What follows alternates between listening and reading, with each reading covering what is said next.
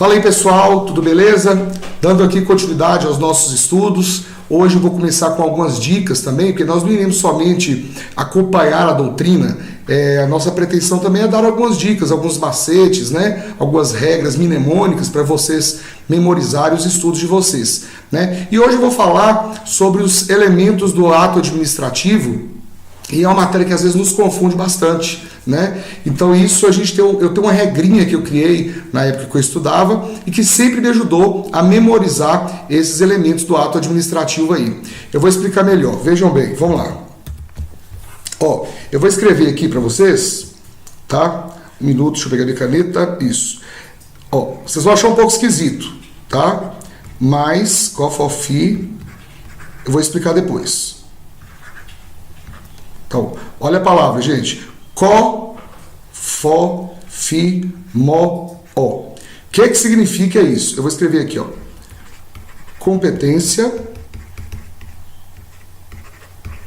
Desculpe a letra aí, pessoal. Forma. Finalidade. Motivo. E objeto.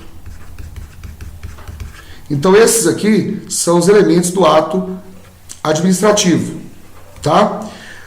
Vamos tentar explicar. Competência, primeira competência. Vamos voltar aqui para mim, por favor. A competência diz o quê? O ato administrativo, ele tem que ser exteriorizado, ele tem que ser praticado por quem é competente. Então vejam bem, se eu tenho, por exemplo, um servidor público responsável pela seção de tributos da cidade, tá? Ele vai coordenar a fiscalização dos tributos. Se eu colocar um outro servidor, por exemplo, da área de saúde, para executar o ato que seria daquele fiscal de tributos, lhe falta competência. Ou seja, para o ato administrativo ser válido, ele tem que ser praticado por quem é competente, por aquela pessoa que é detentor daquele cargo responsável por tomar essas ações. Então a competência, vejam bem, a competência ela tem uma ligação direta com o quê? Com o sujeito, com a pessoa que vai exteriorizar, que vai praticar o ato administrativo. Esse é o primeiro dos elementos. E este elemento, ele pode causar nulidade do ato se não for praticado pela pessoa competente. Ok? Vejam bem, competência tem ligação com o sujeito da prática do ato. Ok? Gravem isso. É a primeira sílaba da nossa expressão criada aí, cofofimo. Da segunda sílaba, que seria fó, é vinculado à forma. Então, doutores, prestem atenção. Todo ato administrativo, ele já tem uma forma predisposta na lei. E esta forma predisposta na lei, ela não pode ser preterida.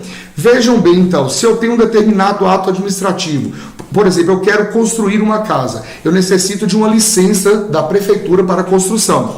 Esta licença é a forma, o ato da licença, o papel escrito, é a forma com que aquele ato vai permitir que eu construa a minha casa. Eu não posso, por exemplo, criar uma nova forma. Não, a minha casa, eu vou exigir da prefeitura que a forma não seja uma licença, vai ser simplesmente um ato verbal do prefeito. O prefeito me autoriza, Rodrigo, pode construir. Isso não pode ser preterido. A forma é predisposta na lei. Então, o ato administrativo, um dos seus elementos é a forma e que deve obrigatoriamente ser também respeitada de acordo com o que diz a lei. Ok? A forma já é previamente descrita na lei. E a terceira sílaba que nós estamos aqui na nossa dica de hoje, dos elementos do ato administrativo, é a finalidade. A finalidade do ato administrativo tem que sempre ser qual? O bem comum. Olha aqui. Um ato administrativo eivado de falta do elemento da finalidade, ele é nulo de pleno direito. A finalidade diz o quê? Que os atos administrativos devem favorecer a coletividade.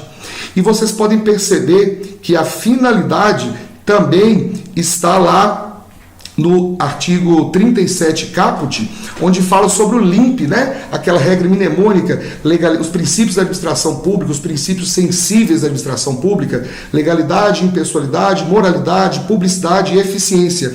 Na segunda letra, a letra I, que é impessoalidade, diz o quê? Que os atos administrativos devem ser praticados de maneira impessoal. Ou seja, eu, servidor público, eu não posso praticar um ato administrativo pensando no meu bem próprio. Eu tenho que pensar na coletividade. Ser impessoal, este princípio da impessoalidade, ele está diretamente ligado ao elemento da finalidade do ato administrativo, que é também o bem da coletividade.